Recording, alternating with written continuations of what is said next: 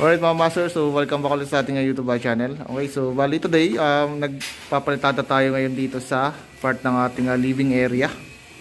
Ayan, so ito yung pinapalitadahan natin. And then kanina, so yung kahapong pinalitadahan, isa pinatungan ko na kanina lang skim coat.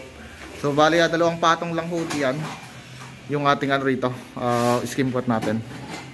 Then dito, so binasag na natin dito yung sa may fish pad natin. Kasi glass block yung ating dito ilalagay para mainitan yung ating isda rito. Ayan. So glass block na. So dito naman isa gumagawa si Jetro ng ceiling bench. Ayan. So pasingawan doon sa ating ceiling sa taas. So tatlo. Ayan. Tsaka ito pa, di pa tapos yung isa natin. Okay. So tapos natin mga master. Ayan. So bali, makikita nyo rito, isa na tayo. Ayan, so kinisamihan na yun na foreman na.